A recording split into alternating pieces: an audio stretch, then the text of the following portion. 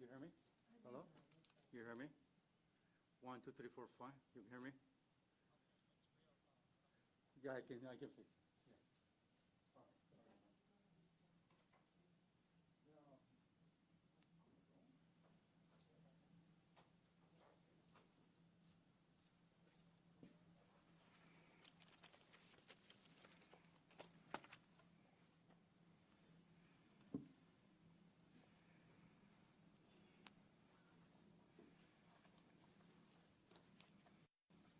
Well, good afternoon, everyone. I am here with the Illinois Department of Public Health Director, Dr. Ngozi Ezike, to provide an update on Illinois' progress vaccinating the public, as well as our gradual path back to normalcy as we work to bring this pandemic to an end. Dr. Ezike and I are joined today by Dr. Rodney Alford, a pediatric and internal medicine specialist and an Illinois State Medical Society trustee. Dr. Paul Peterson, the Vice President and Chief Medical Officer at OSF St. Joseph Medical Center in Bloomington. Dr. Whitney Lynn, who works at the Sengstack Clinic at Cook County Health's Provident Hospital. And Deborah Murphy, a home child care provider and a member of SEIU Healthcare Illinois. Because of our state's incredible workforce of healthcare professionals and our exemplary National Guard, Illinois is continuing to run ahead of the national average for vaccinations. 60% of our adult residents have already received at least a first dose. That includes 85% of our Illinois residents 65 and over. Most of those millions of shots took place at mass vaccination sites, at local health department clinics, at pharmacies, and at hospitals. These shots largely went to people who were immediately eager to get vaccinated. Many refreshed pharmacy websites, many called on behalf of their elderly relatives, or drove to another county nearby, or even much further. The days of vaccine scarcity are over. Today, we are in a new phase of our vaccine administration plan, of meeting people where they are and making sure that they get their shots, perhaps at their doctor's offices.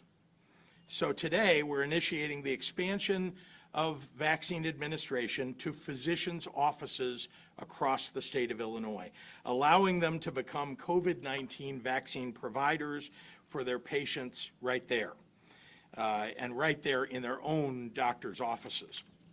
Already, as of this afternoon, over 1,000 offices have signed up to do this, and I'm encouraging all interested providers to do the same.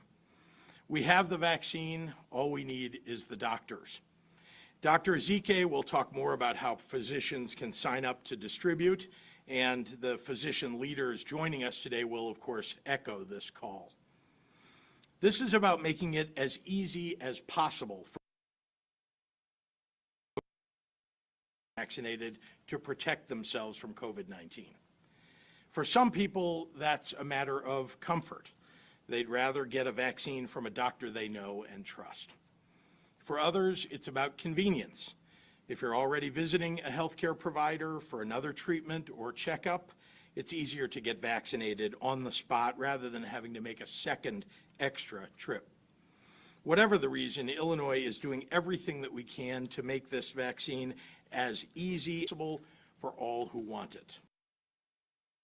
This call also applies to pediatric offices. Already dozens have signed up to be prepped and ready for when vaccines become available to young people ages 12 to 15, perhaps as early as next week. And we encourage every provider that we can offer vaccinations to do so. Please sign up. For doctors, this is not only a great way to educate and vaccinate your patients, it's also an opportunity to offer the vaccine to their family members as well. I also want to provide an update today on the next phase of our COVID-19 public health mitigations. Each day, people are still getting sick and being admitted to the hospital with this deadly virus. And each day, our doctors and our nurses and our healthcare professionals do everything in their power to save every life that they can, one patient at a time. But the light that we can see at the end of the tunnel is getting brighter and brighter as more people get vaccinated. As a testament to the life-saving, community-protecting power of vaccinations, I'm pleased to announce this morning that the concerning upward movement of cases and hospitalizations that we were seeing a few weeks ago have stabilized.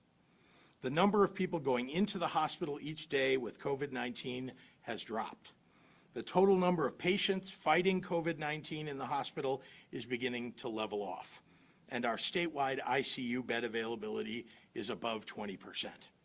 As a result, on Friday, May 14th, the state of Illinois will move into the bridge phase of our mitigation plan, one step closer to removing nearly all of the remaining mitigations.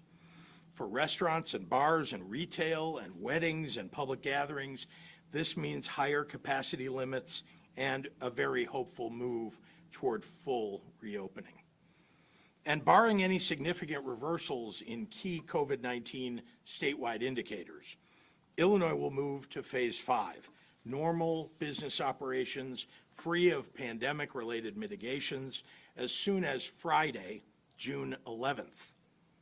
Whenever we reach phase 5, we will continue to follow CDC guidelines on masking to keep this pandemic at bay. This good news comes with a caveat. We have all seen throughout this pandemic that this virus and its variants have proven to be unpredictable. Metrics that look strong today are far from a guarantee of how things will look a week, 2 weeks, a month from now. We saw that last August and again last March. But what we do know is that we have tools in our arsenal like vaccinations and wearing masks that, if we all use them, have proven extremely effective.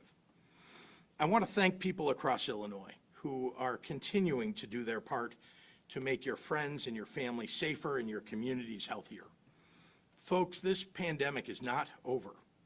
But if we're going to truly end it, we have to make sure that we don't see another surge in the virus. And the best way to do that is for everyone to get vaccinated.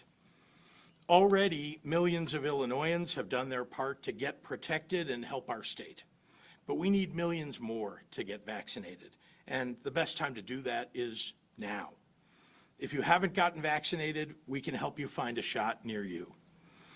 Visit coronavirus.illinois.gov, check Walgreens or CVS or Jewel or your local pharmacy, or just call our vaccine hotline at 833-621-1284. If you don't want to make an appointment, you don't need to. You can visit one of our Illinois National Guard mass vaccination sites, all of which are now taking walk-ins. And if you're a pastor or a lay leader of a religious group, or you're head of a community organization or a mutual aid society or a neighborhood association, you can host a vaccination clinic for your community, and we will provide the resources and the staff. You can sign up at dph.illinois.gov/COVID-19/vaccination clinics, or just go to the DPH website online and you'll be able to find vaccination clinics. Or you can call IDPH at the vaccine hotline at 833-621-1284. And if you can, talk to someone in your life about why you got vaccinated, and then help them do the same. We'll get through this the same way that we've been able to get through this from the very beginning, helping each other and working together. Thank you, and with that, I'd like to turn it over to our state's top doctor, Dr. Ngozi Ezike. Doctor?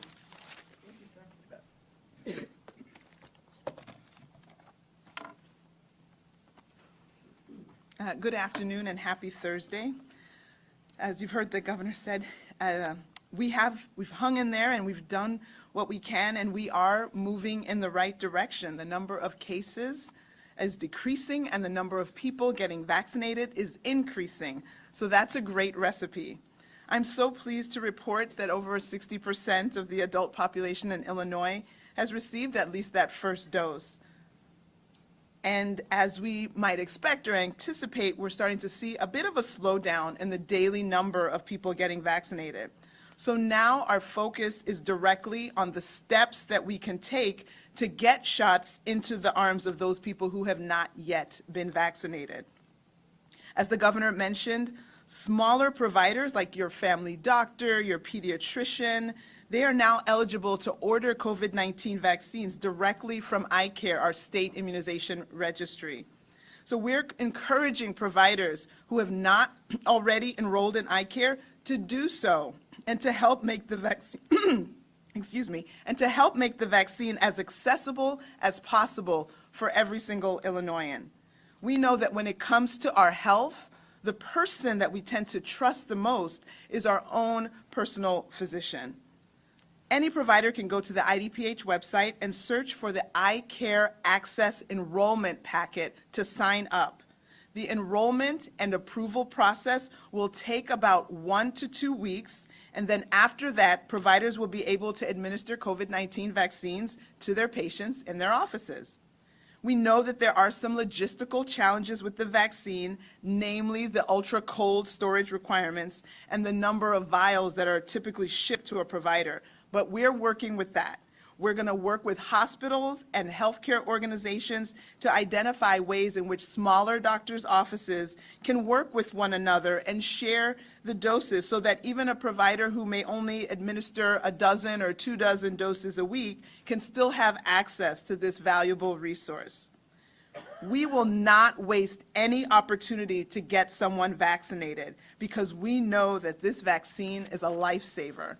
IDPH has been reaching out to pediatricians and encouraging them to enroll to become a provider in anticipation of authorization of COVID-19 vaccine for youth 12 to 15.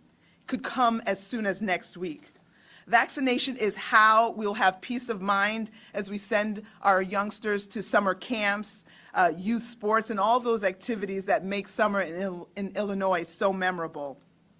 We want to keep moving forward. And to do that, we need to get more and more individuals vaccinated. And we're working to make the vaccines available in as many locations as possible. We have mobile vaccination teams who have set up vaccination clinics at churches and at grocery stores. And like the governor said, any organization can request a mobile vaccination team to host a community partner vaccination clinic. And so that information is on the website, and you can sign up to apply for your site. Vaccination is not the same as a vaccine. IDPH has been trusted with vaccines, but each of you make the vaccines turn into a vaccination. And so that's why we need everyone's help. If you've already turned a vaccine into a vaccination, congratulations, and I'm so glad that you are protected. Now I need each of you who have already taken that step to talk to your friends, talk to your family, talk to your coworkers about making that same leap.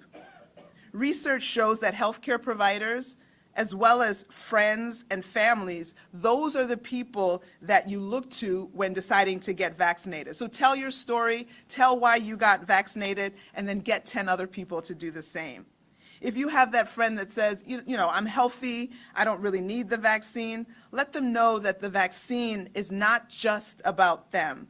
People need to be vaccinated so that the 10-year-old with asthma who lives next door and is too young to get vaccinated can also enjoy that protection, so that the immunocompromised adult neighbor whose immune system won't react to the vaccine and offer them protection, that you're trying to protect that person as well. Summer is coming. Let's take the necessary steps now so that we can enjoy this summer as it arrives. Wear your mask and get your shot. And I know it's a little early, but you know, whether you're celebrating yourself, whether you're being celebrated, celebrating your mom, or celebrating the memory of a dearly departed mom, I want to wish everyone a beautiful Mother's Day weekend. And now I will summarize comments in Spanish. Buenas tardes a todos. Seguimos avanzando en la dirección correcta. El número de casos está bajando y el número de personas que se vacunan sigue aumentando.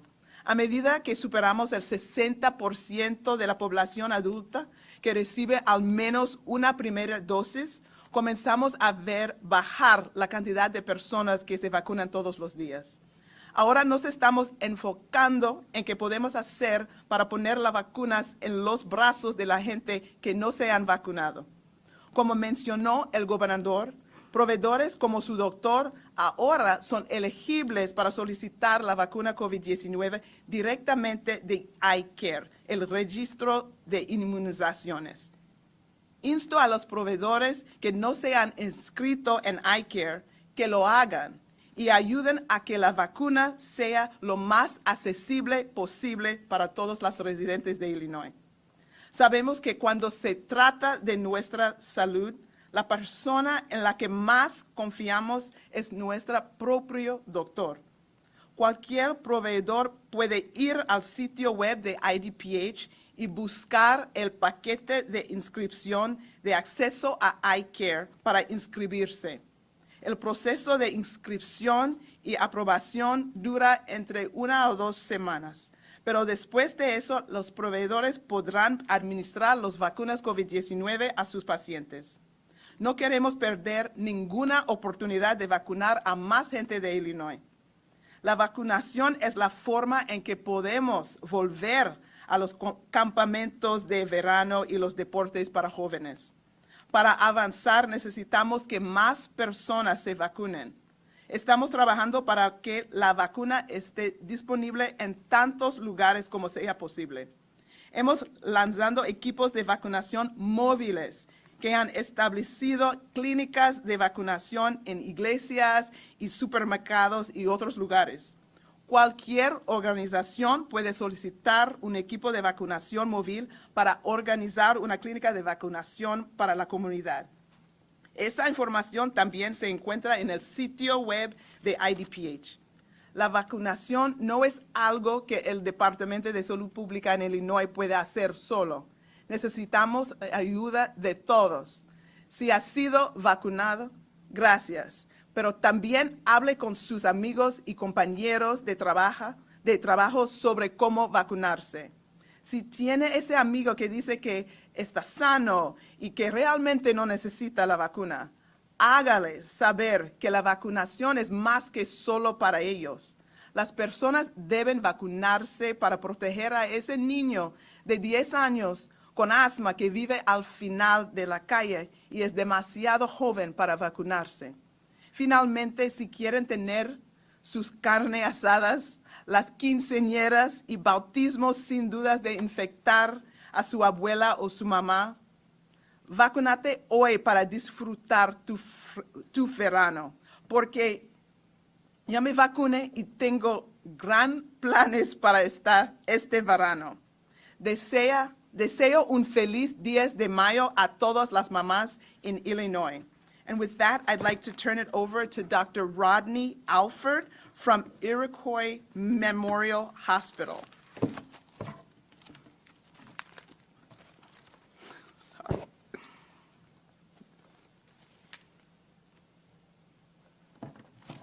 Thank you.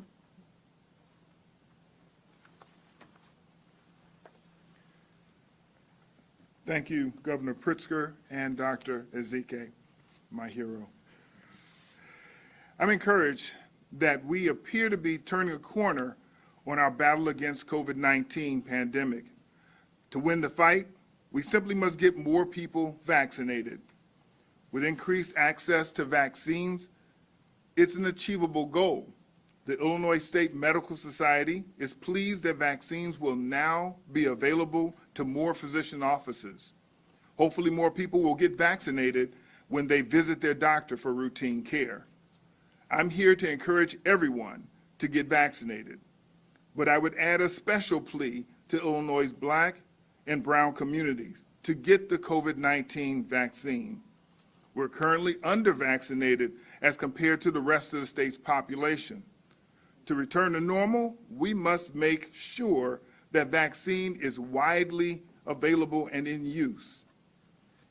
When they conducted the clinical trials on all 3 of the primary vaccines, they included diverse racial populations in their testing to ensure safety.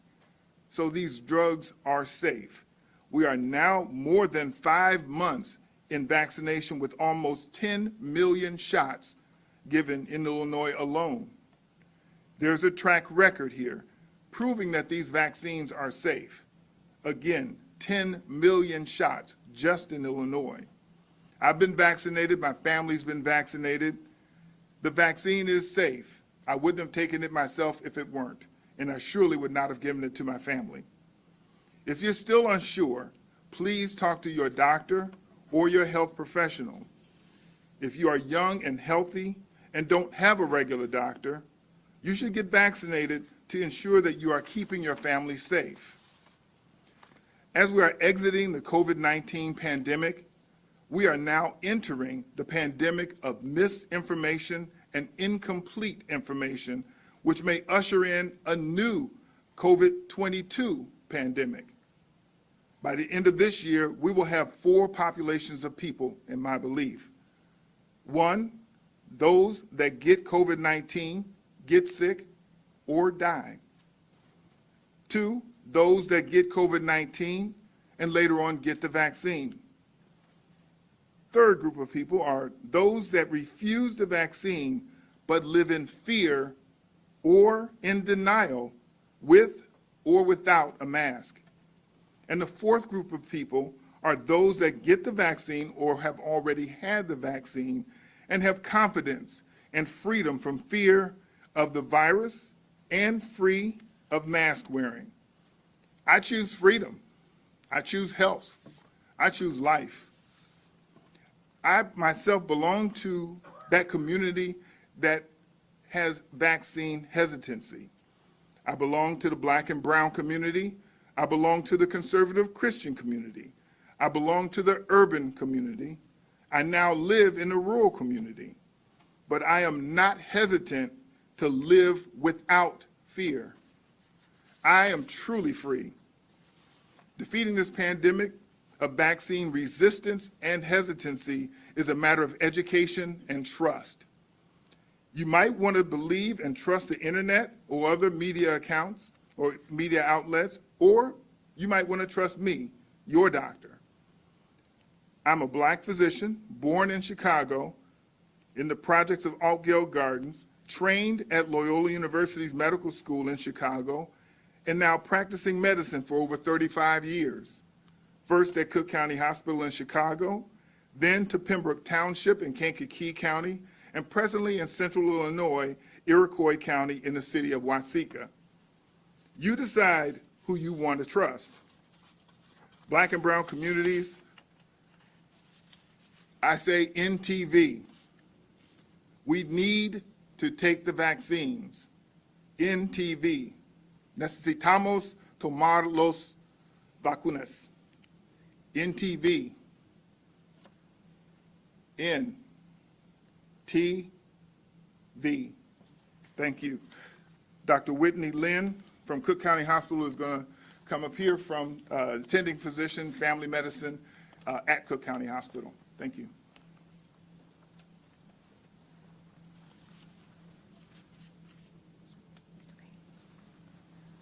Good afternoon, everyone.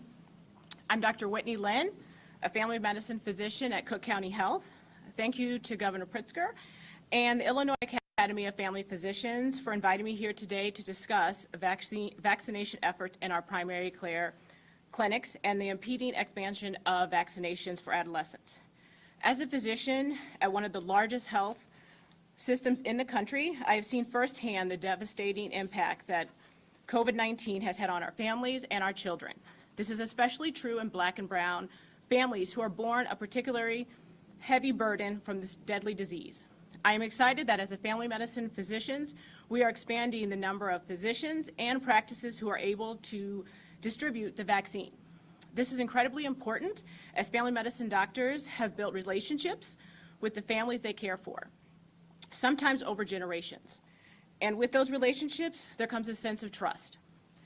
As we hopefully soon will be expanding vaccines access to 12 and 15-year-old parents, grandparents, and guardians should feel comfortable talking to their doctor's offices about the vaccines. They will be able to address your concerns best because they know you. Getting everyone who is eligible the opportunity to be vaccinated is critical as we look forward to the summer, and that includes our young people.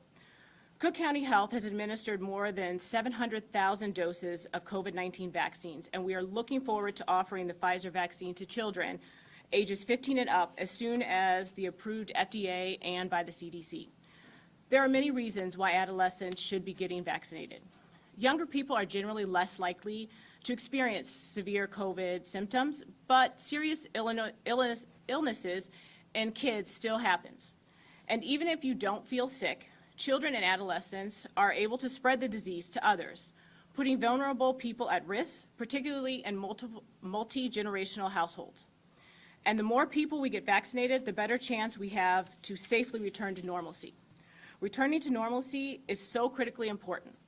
Along with physicians from around the country, I have seen the devastating impact that COVID-19 has had on the mental, physical, and social health of our younger patients. We've seen increased instances of depression and anxiety. And we know that because children have been unable to get the social services, because schools have not been open safely, they are missing some developmental milestones. The science behind the vaccine is strong, and I hope we will continue together to vaccinate the residents of Illinois and provide guidance to those who are hesitant when needed.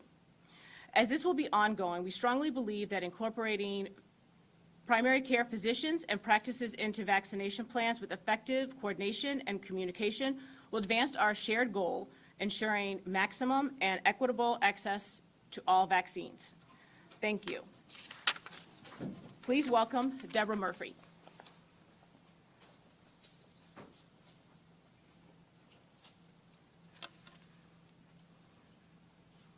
Thank you, Governor Pritzker and Dr. Ezike for having me. My name is Deborah Murphy. I am a home child care provider from Chicago, Illinois. I've been in child care for over 36 years. When I first started, I did it because I love children.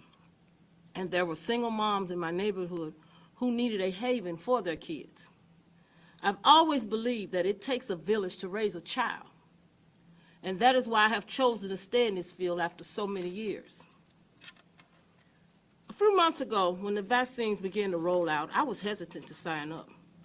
This hesitation was for a few reasons. The first being that I don't like taking shots. I never have. I was also fearful because of all the misinformation circulating online amongst people in our communities.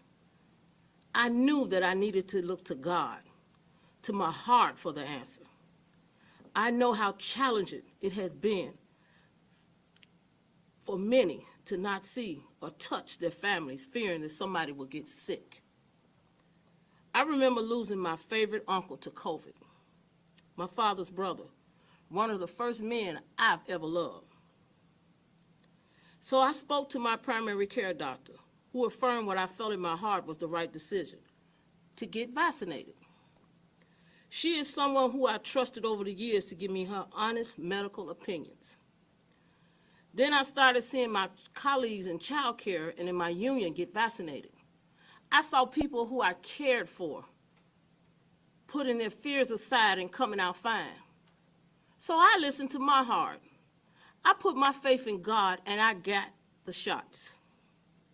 I know in our communities there is still some hesitation about getting vaccinated, and I understand. What I also understand, however, is that the Black community has been devastated by COVID. My uncle was one of too many loved ones lost to COVID in our world. Currently, I have 5 grandchildren, and my plan is to be here for my great-grandchildren. While I don't feel high risk, I know that I am, and that recovering from COVID would be far from easy for me. For me, the benefits of getting the vaccine far outweighs the risk of catching COVID and not being able to be there for my family. Now that the shots are being made available through the doctor's offices, it is easier than ever to get one. I want to urge anyone who loves themselves, their family, and community, leave the fear behind. Fear is false evidence appearing real. Put your faith in God, make your appointment, and get vaccinated. Thank you. Back to the governor.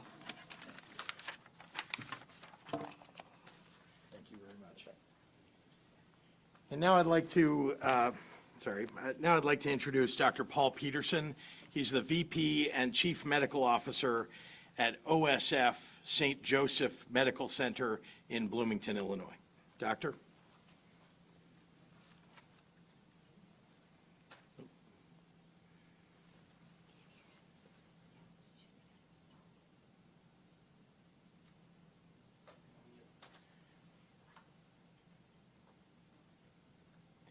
Doctor, I'm sorry, we're having trouble with the audio. My apologies. Give us 1 second. I'm not sure if you're on mute or we are.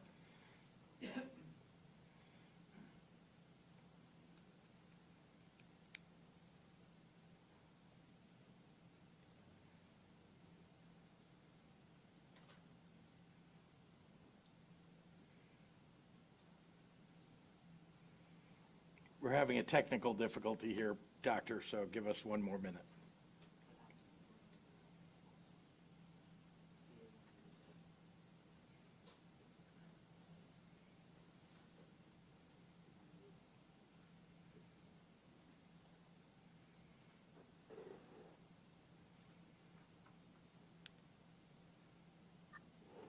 Can you hear me now? We can. Thank you very much. All right. Start over if you would. I shall. Thank you, Governor Pritzker and Dr. Ezike, for this great opportunity to encourage all the residents of Illinois to get their COVID vaccinated. For more than 70 years, the Illinois State Medical Society has been working to improve medical access in rural Illinois. I've personally been active in addressing rural medical care access issues for more than 30 years. And now we are encouraging residents in downstate Illinois and our rural community to step up and get vaccinated. As the other speakers have said, vaccine hesitancy isn't so much about the science and the logic. It is about emotion, fear, and lack of trust. While agreeing with the science, we need to address fear and the lack of trust quietly, confidently, and with empathy for those who are hesitant.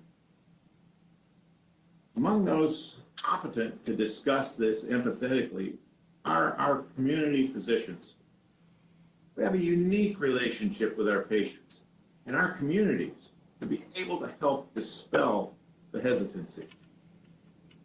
The good news, as you've heard, is that the vaccines are now becoming more accessible to our medical practices, which will make it even easier for you to get your shot at your doctor's office. While you're there for another reason, just get the COVID shot while you're there. If you're reluctant to get vaccinated or have concerns about the safety, please talk to your doctor. She or he will be able to provide information and education on the safety and the effectiveness of those vaccines. I've personally talked to those who are hesitant, and your doctor can talk with you about your concerns as well. Getting vaccinated is really, really important to protect not only you from this deadly virus. It's also important, as other speakers have said, to protect your family and to keep your local community safe. Please get vaccinated.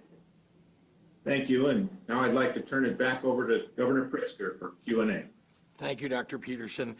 Before I take questions, I want to talk about another piece of good news that came this week. Our state revenues are outpacing the estimates and the expectations that experts gave us earlier this year. Our state and our economy have shown tremendous resilience. While we have still far too many who are struggling, our collective economic and fiscal outlook is brighter than it was even 3 months ago. Back in February, when faced with financial uncertainty to the state and the prospect of billions of federal dollars going directly to our schools, I presented a flat operational budget for the state, which was all we could afford.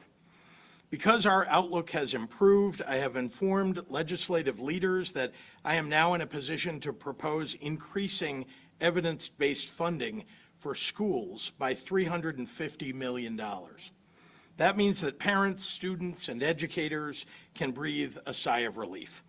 As an education advocate myself, I am really all too happy that our improved economic and fiscal condition allows us to increase educational funding.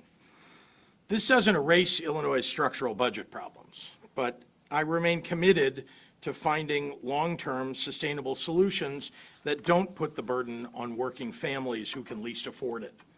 That's why I will continue to pursue closing corporate tax loopholes, corporate welfare that mostly benefits large international businesses that have profited greatly even during the pandemic. We are all in this together, and it's time that everyone stepped up to help us recover. So thank you, and with that, I'm happy to take questions from members of the media. Mary Ann? Thank you, Governor. With fully reopening, does that mean we remove the mask? Now, as I've said many times, that we're going to follow the CDC's recommendations with regard to masks, and I believe that they are evaluating masks all the time, looking at ways that we might loosen up as things get better in the United States. So we're going to watch and listen to them, but during this period, it's very important that people still wear masks when appropriate. As you know what those situations are, I won't repeat them.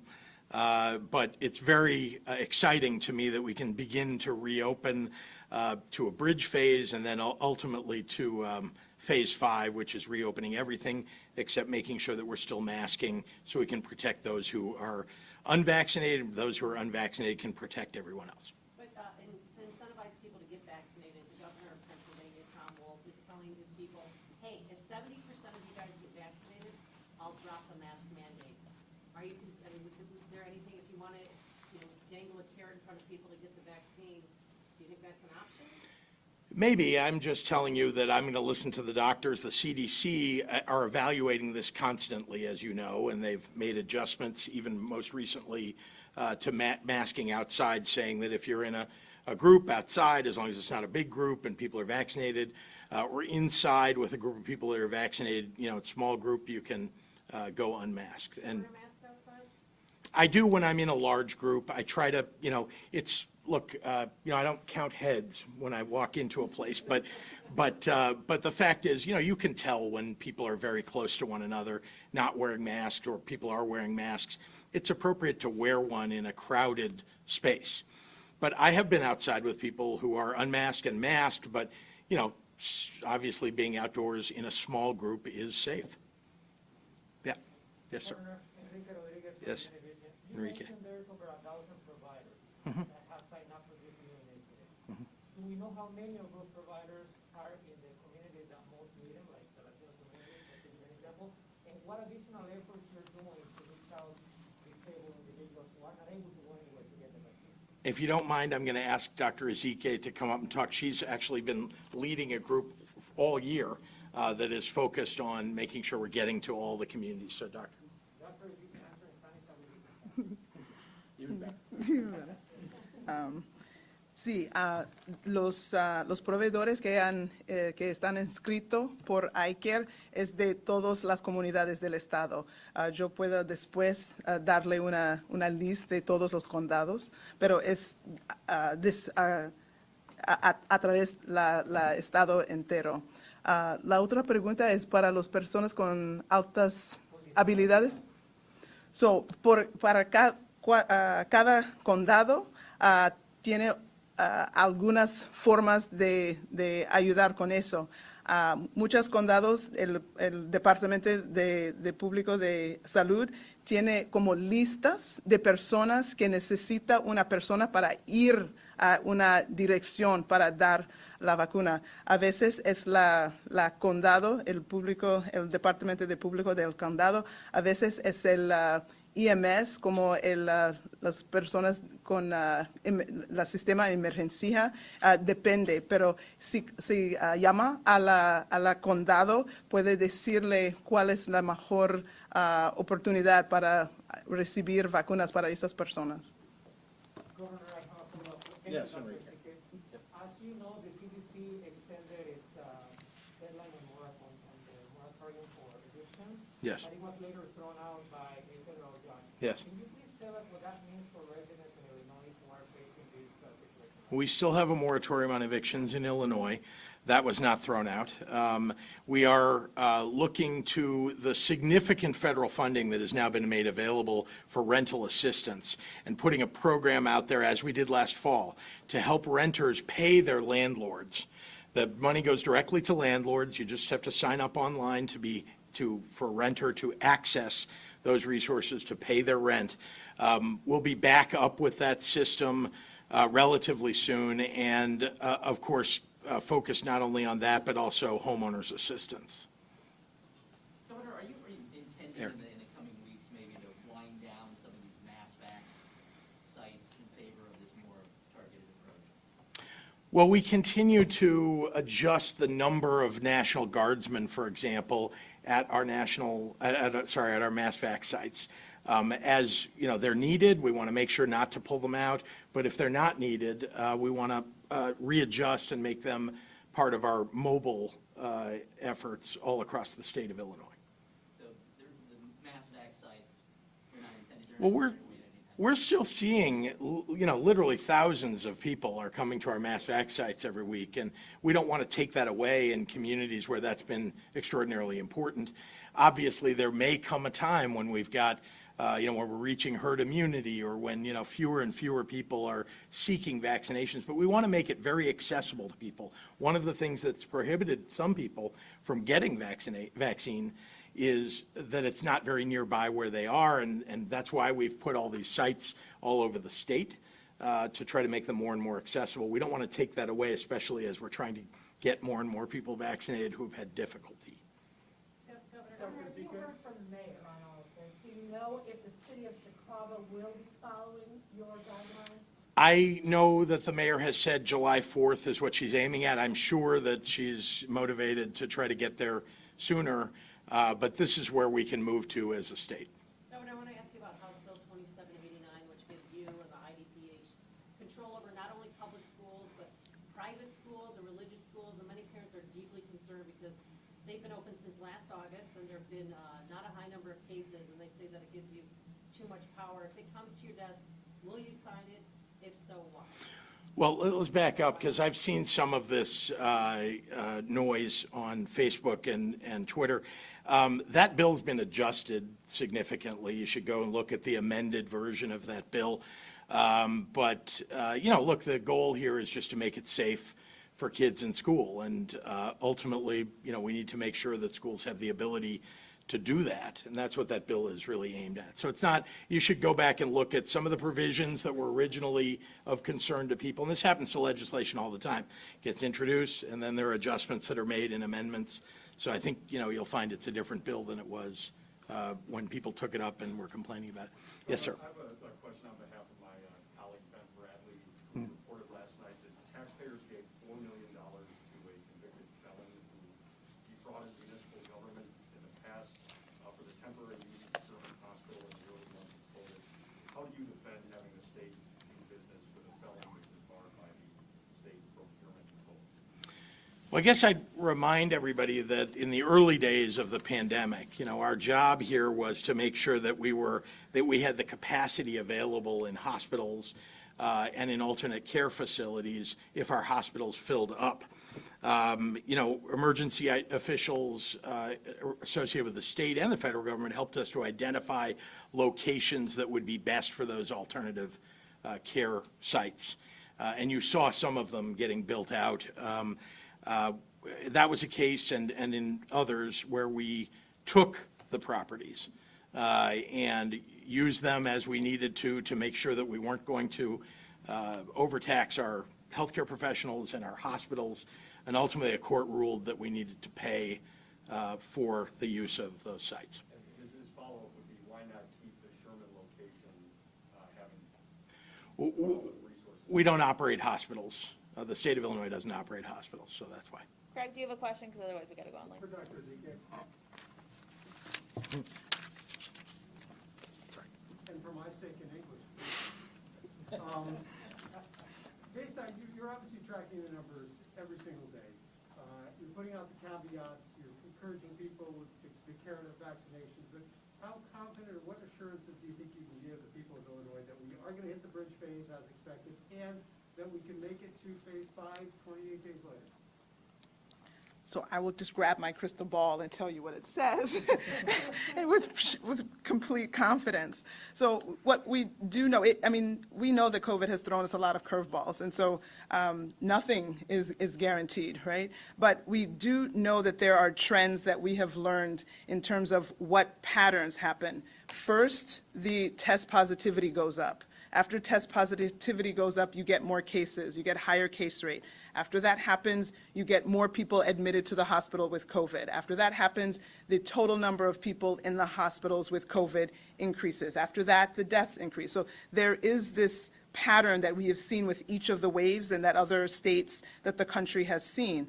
And so now, as we're seeing the test positivity go down, that signals that the other numbers will start to follow in that trend. And so as we have that happen, as also people who are susceptible to get sick decrease because they've been vaccinated, and as the most vulnerable have been overwhelmingly vaccinated, we can project that we shouldn't see, a significant spike if the current circumstances, remain the same. So again, I can't speak to the next variant of concern that wants to really just debunk everything I just said, but given what we know now, given what we know that our vaccines will do against the current variants of concerns and variants of interest, we believe that we will look good in terms of getting to the bridge. And again, fingers and toes crossed, we will also go on to the final phase 5, 4 weeks later. John O'Connor from the AP has a question for you, Governor. You've minimized the population decline, but it is a decline. In the past 120 years, a decline in the state's population has only occurred about 40 times. Why are people not coming to the state, and what will you and the Democrats do to reverse that? So I think that's not a fair characterization. Nobody is minimizing the issue. I've talked about it for some time now, and I'm trying to address it as governor. But what I was doing and pointing out was that for many years, the carnival barkers and the right-wing zealots have been highlighting the population decline and exaggerating it and talking about it as if it's inevitable. And the fact is that, as it turned out, we roughly had we lost 0.1% of our population over the decade. That's not great. But it's not what the carnival barkers were saying either, and I think people should just point out and take notice that Illinois did better than expected. So having said that, over the last 2 years, we've been working very hard to reverse that, to reverse any decline that we may have seen in the previous years of the decade. And how were we doing that? Focusing on the populations that we knew we could attract and the populations we knew we could keep. And then, of course, there were challenges all over the country during the Trump administration with immigration, which is an important additional portion of population that every state hopes to get. And these are people who come from countries all over the world seeking a better life. They're often the greatest entrepreneurs that join our state. And we want them to come here. And so we're doing more to attract that population as well. So that's what I've been focused on. And again, I'm not going to downplay it in any way. We have to do better. We have to do more. But the people who've blamed it on things, that are, whatever, that are, focused on their ideology, are not focusing on the practical reality of what we need to do. We need to keep our students here. We need to make it more affordable for people to come to the state of Illinois and go to school here. That's hugely important to me. That's one big thing that I've done as governor over the last 2.5 years. Shia at Politico, have you talked to Mayor Lightfoot about the elected school board bill, and where do you stand on it in terms of hybrid versus all elected? She has not reached out about that bill, I'm looking to see what I'm in favor of an elected school board. I think that the legislature and the people on both sides of whether we should have a hybrid or a fully elected board have gotten together, it seems, to come to some compromise. I welcome a compromise, and certainly I'll be looking forward to what the legislature produces. Jake Griffin at the Daily Herald. Why the hesitancy to impose a vaccination requirement similar to what children need to attend school, and how long can we afford to wait to require it? I wouldn't call it necessarily hesitancy. I'm trying to listen to the best scientists about this, watch what others are doing, and take note of what I think ultimately the science says is best in this regard. So we don't even have an EUA related to 12 to 15-year-olds, which we hope will come in a few weeks, but maybe even next week. But let alone for younger school children. So we have time to make some decisions about all that. And also, as you know, we've been going to all of our colleges and universities, or many of them across the state, and offering vaccinations before people go home for the summer. There are other states where they're going to require students to be vaccinated before they come back to campus in the fall. That's something we've looked at. I would like we'll see what % of the population at schools this spring show up to get vaccinated and over the summer, and we'll have to make some decisions about that as well. Dan Petrella at the Tribune. Why is it okay to move to bridge phase with deaths still increasing? So, Dan, as you know, deaths are a lagging indicator, not a leading indicator. And so we had a surge in early March, an unexpected surge. And as a result of that surge, when you look 6 and 8 weeks later, which is about the time period Dr. Ezike has been teaching me all year, but 6 to 8 weeks after you get a surge, unfortunately, of cases, you see a surge in deaths. And so that's why I don't disregard it. It pains me every day, frankly, to see those numbers and to think about the families that are affected by those deaths. But we make decisions going forward based on as much leading indicator information as we can rather than lagging indicator.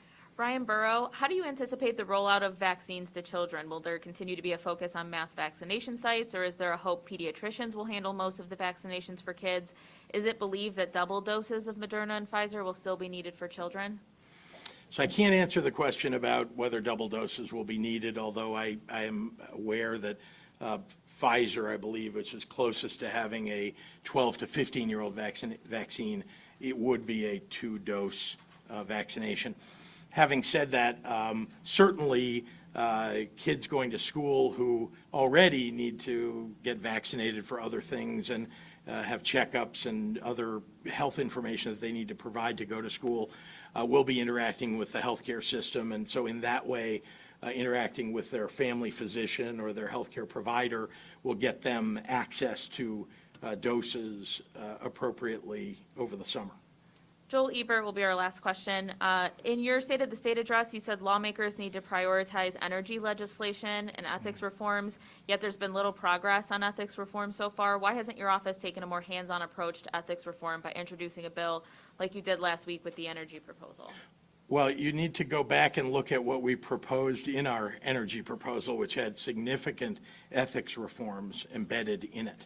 That was one of the reasons that we put out that bill, was to make sure that those ethics reforms were an important part of energy legislation that gets passed. I am, optimistic that the energy legislation that we put forward, I know is being debated, considered, has had some positive movement in the legislature, and I'm hopeful that we'll be able to get it done before the end of the session in May. All right, thanks everyone. Yeah, thank you. Thank you. Happy Mother's Day. Thank you. Not to you, Governor. Some people say.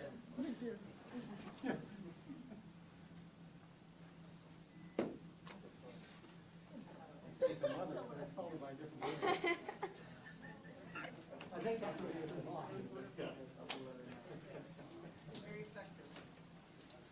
Oh, sorry, we'll have you guys go around the same way.